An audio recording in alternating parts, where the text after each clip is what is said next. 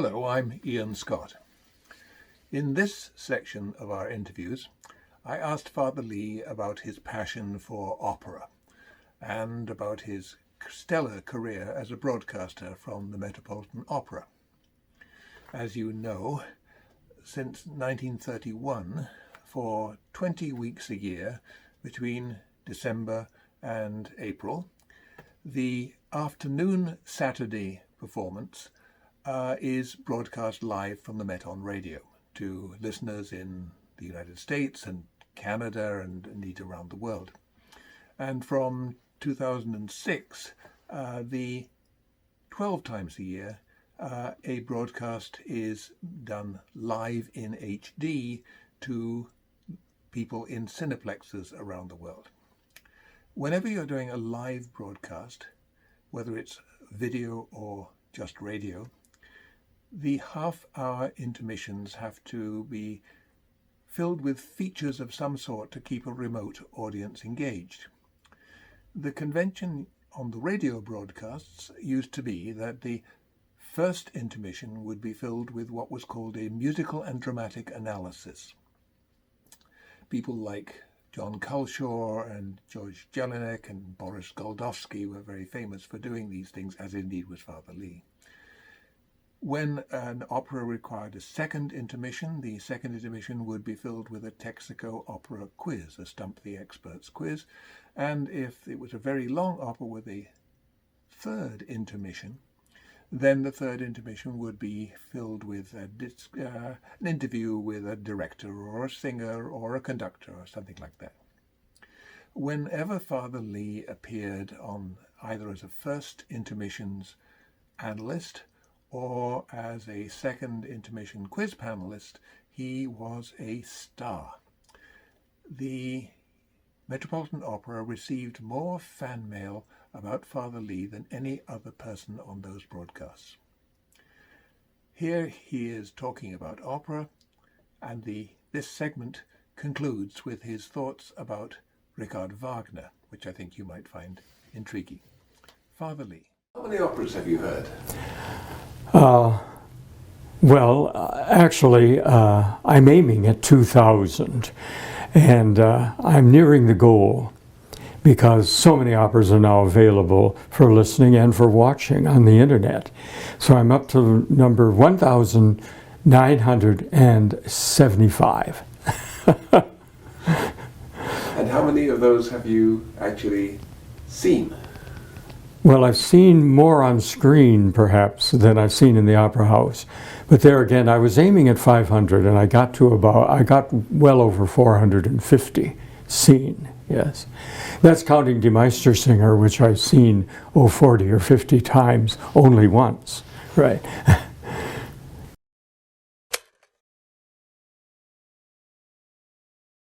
It was February 14th, 1942.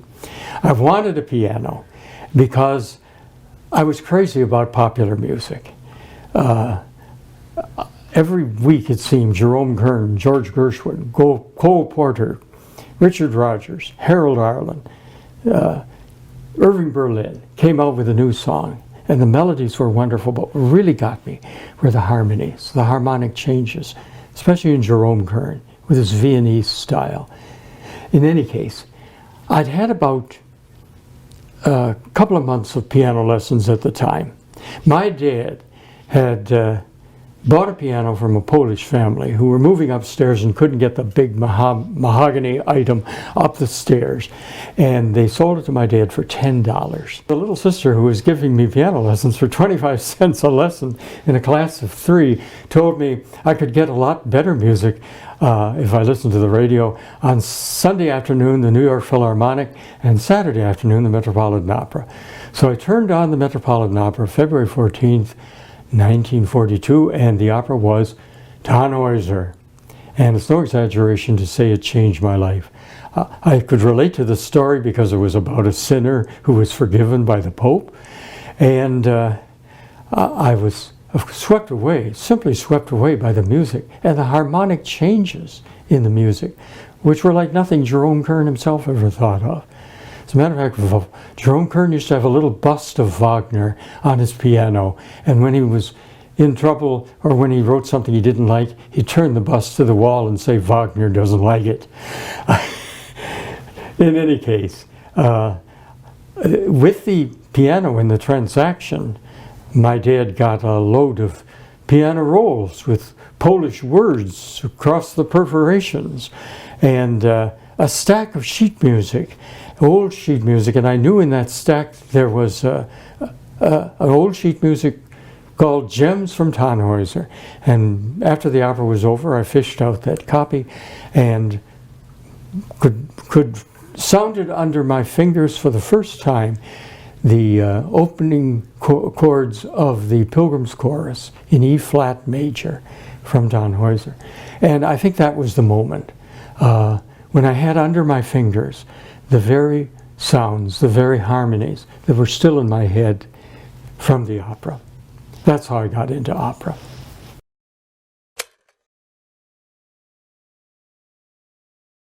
Well, I was on the broadcast for 24 years, which is a good run. A lot longer than I expected when I first went on, and was afraid that if I flopped the first time, they wouldn't have me back. I think I did 45 intermission features on Verdi, Wagner, Mozart, Puccini, Strauss, all the biggies, and 75 quizzes, all told.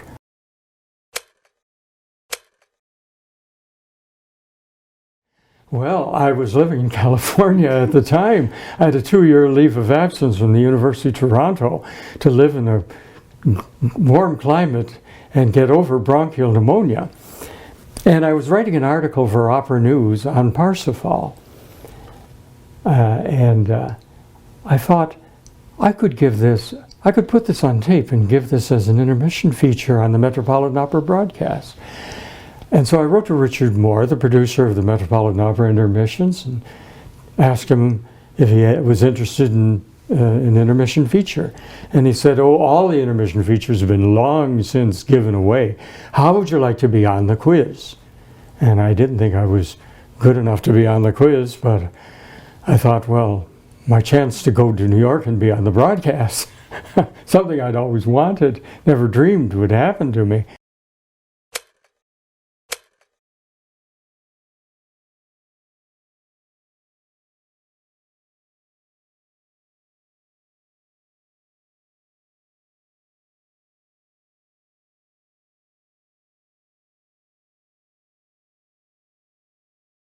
Richard Mohr was such a wonderful man, but he was very intimidating, I always felt.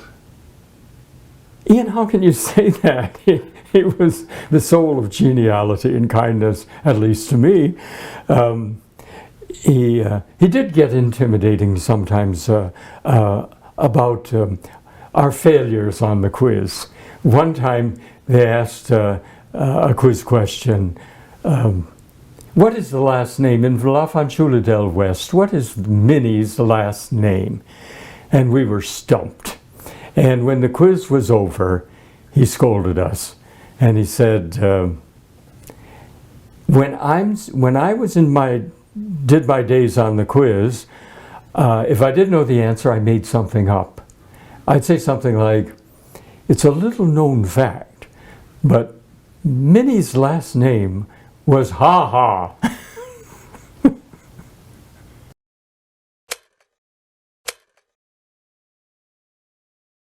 Well, my best time on the quiz was actually on a quiz done here in Toronto for a performance by the Canadian Opera Company. I was interviewed by Stuart Hamilton, and the guests were Martina Arroyo and Lister Sinclair. And the question was, if you were relegated for the rest of your life to a desert island, what two operatic characters, one male and one female, would you like to have with you? And Lister Sinclair, being a journalist and a gentleman, said that he would like to enjoy the pleasures of good conversation. So he chose Figaro for his man and the Marschallin for his woman. Martina Arroyo, one of the wonderful black singers who in our time has made a great career for herself in opera. First she said, "Can't I have two males?" Then finally she took for her male companion Otello. And I said, "A real man." She said, "Yeah, a real man." And for her female companion, the generously proportioned Madame Arroyo chose Madame Butterfly, because she said, "I often call myself Madame Butterball." And what two characters would you choose, Father Lee? And I said, well, for my female companion, I would choose Aida, because she could help me adjust to the climate on the desert island. Aida, a role often sung nicely by Miss Arroyo. And for my male companion, I think I would choose the Zimmermann from the opera Czar und Zimmermann by Lortzing.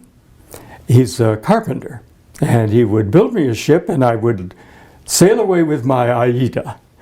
And Madame Arroyo said, "Oh, Father, could I be your Aida? I wouldn't even have a makeup problem."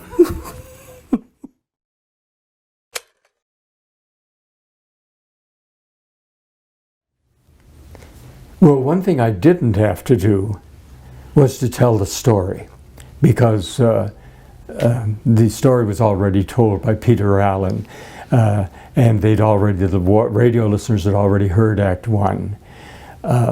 So I was free to use what I wanted. I remember Richard Mohr telling me in advance, make sure that it is perfectly intelligible to the little old lady in Dubuque and the little old man in Des Moines, and that there's something in it that nobody else, anywhere, anyplace, ever thought of. Well, Verdi and Wagner and Mozart all gave me plenty of material to draw from. But I would usually start with something relating to my own experience, and then I'd end up tugging at the heartstrings.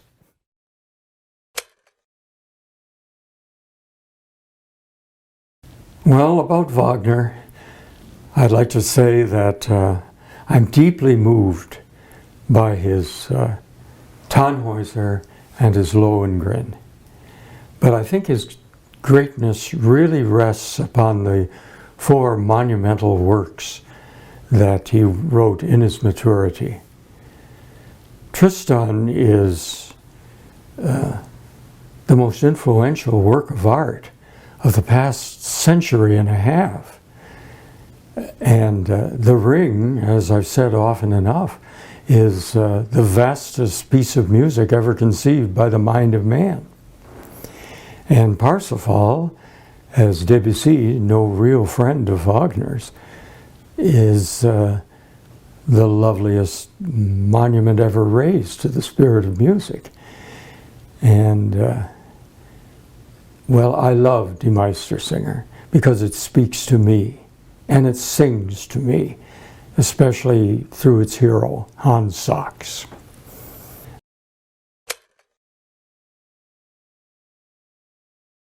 Who do I think is Wagner's greatest character? Well, sometimes, as I get older, I think Wotan and all his problems. But unquestionably for me, in the long run, the great character is Hans Sachs, who learns to see deeply into life and accept his limitations. When I was still teaching and kept office hours, I used to have Hans Sachs's picture on my desk, so that when students came with their problems, I could remember to be patient and to listen and perhaps even to learn. And in Wagner's greatest single scene, the first scene in the last act of Die Meistersinger, Hans Sachs is in his study, and the characters come one by one to see him, and he solves their problems. First David, then Walter, then Beckmesser, and then Eva. Sachs teaches them all, learns from them all, and then gets on with his life.